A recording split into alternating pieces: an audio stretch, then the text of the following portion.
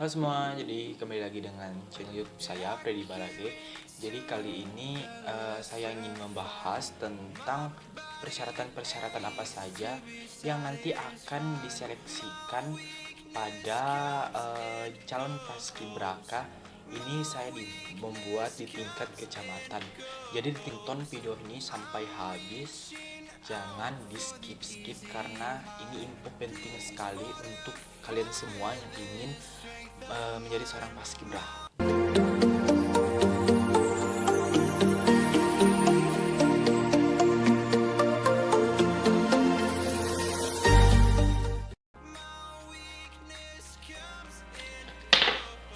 Oke, jadi yang pertama itu adalah sehat. Oke, sehat. Jadi sehat ini adalah menjadi modal pertama kita untuk menjadi seorang paskibra. Kenapa harus sehat dulu yang menjadi pertama, urutan pertama? Karena sehat adalah modal, dimana ketika kita sehat, semua pekerjaan, semua usaha yang akan kita lakukan itu bisa dijalani dengan baik.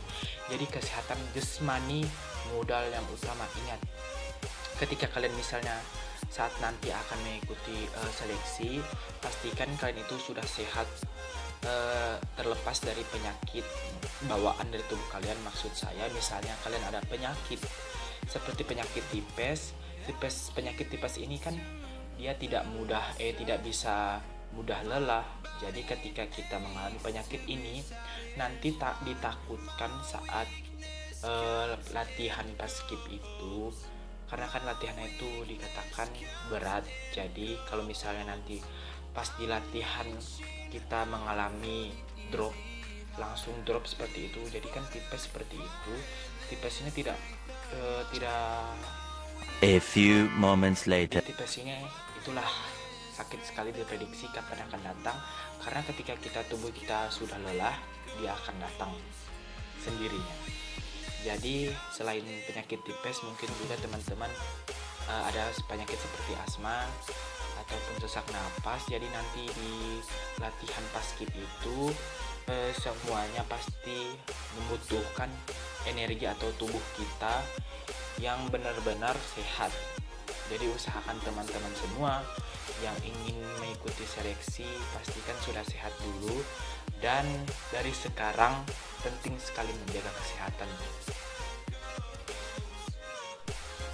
Oke, jadi yang kedua adalah PBB atau peraturan baris berbaris.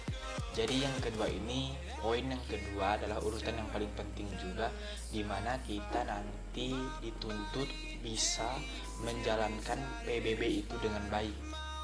Jadi ketika kita nanti akan menjalankan latihan kan di lapangan, tentunya kita akan mengikuti banyak sekali serangkaian baris berbaris, dimana kita harus tahu apa sih, di mana sih, dan kapan sih waktunya kita belok, waktunya kita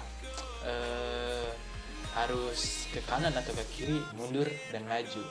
Itu menjadi yang kedua, urutan yang kedua yang paling penting sekali. Mengapa dikatakan penting?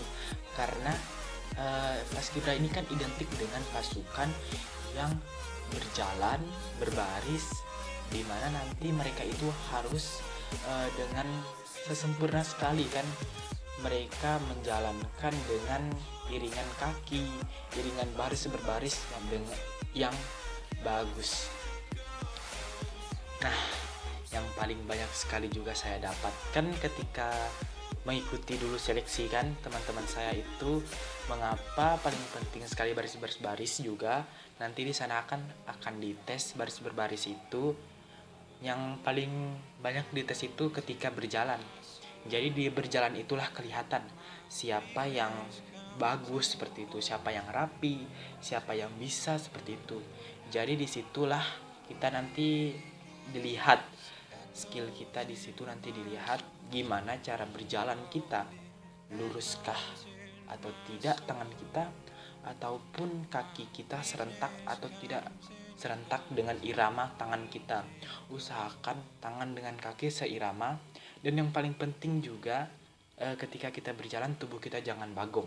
Kita bagong, nah bagong itu ketika tubuh kita seperti ini, dia agak membungkuk ke depan, maksud saya dia membungkuk ke belakang, tetapi ini menghadap ke depan. Jadi itu menjadi yang paling banyak sekali kesalahan ataupun pelanggaran yang didapatkan oleh penseleksi. Nah, juga teman-teman semua, bukan hanya baris berbarisnya juga yang harus kita perhatikan atau harus kita pelajari, tetapi juga perintah-perintahnya. Jadi perintah-perintahnya ini sangat penting juga, karena nanti di seleksi itu pasti sang pembina kita atau penseleksi kita akan menjebak, memberi perintah yang susah kita pahami dan yang jarang sekali diucapkan di sehari-hari ketika kita berbaris. Jadi kita harus memahami juga apa sih aba-aba, dan aba-aba yang benar itu seperti apa. Biasa banyak sekali tipuan seperti One eternity later. jadi biasa banyak tipuan seperti balik kiri. Jadi balik kiri ini emang sebenarnya tidak ada, kan perintah balik kiri itu tidak ada, hanya ada balik kanan. Jadi nanti mungkin saja kita sudah tahu, tetapi pasti kita lupa ketika seleksi. Kenapa kita lupa? Karena kita tuh deg-degan, dimana kita itu tidak konsentrasi. Konsentrasi juga harus menjadi modal ketika kita nanti akan menjalani seleksi. Oke, yang ketiga adalah percaya diri. Oke, jadi percaya diri adalah juga salah satu modal kita agar kita bisa mengikuti serangkaian seleksi, serangkaian latihan, dan nanti kita sampai pada hari hanya. Kenapa harus percaya diri? Ayo, ada yang tahu enggak? Oke, jadi percaya diri ini harus ditanamkan pada diri kita sendiri juga. Mengapa kita harus percaya diri? Ya, percaya diri itu ketika kita melakukan apa-apa saja juga kita harus mempunyai atau menguasai percaya diri. Kita jangan minder dengan kekurangan apa yang menjadi kekurangan kita. Misalnya nanti ingin seleksi, ikuti seleksi dengan tekun dan dengan berusaha semampu kita. Jangan minder. Jika kita mempunyai banyak kekurangan, tutupilah kekurangan itu dengan semaksimal mungkin, seapa yang dapat kita lakukan. Selagi itu bisa kita lakukan saja. Jangan minder, jangan tidak pede, percaya diri. Tanamkan pada diri kita bisa, kita pasti bisa. Oke, jadi percaya diri menjadi urutan nomor 3. Kenapa harus nomor 3? Kenapa tidak nomor belakangan kan? Ya, percaya diri kan itu yang menjadi penunjuk. Jadi yang keempat adalah fisik. Fisik juga menjadi salah satu persyaratan di Paskibra. Kita sudah tahu pasti fisik juga kan yang menjadi modal kita ketika nanti ingin mengikuti Paskibra. Yang sangat sekali diperhatikan fisiknya itu kalau di kecamatan itu tinggi. Jadi tingginya ini sangat diutamakan dulu. Masalah berat badan ataupun seperti yang lainnya itu di belakangkan. Yang pertama itu tinggi. Mengapa tinggi? Jadi di kami dulu tinggi laki-laki itu minimal harus 170. Kalau perempuannya itu 160. Jadi tinggi perempuan harus 160, tinggi laki-laki 170. Ini di kami ya. Jadi di setiap daerah itu lain-lain, apalagi kecamatan. Jadi persyaratannya itu tergantung panitia.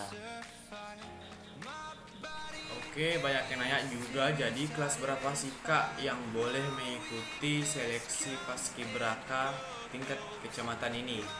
Jadi teman-teman semua, waktu kami seleksi dulu dari kelas 10 sampai kelas 12 itu boleh mengikuti seleksi.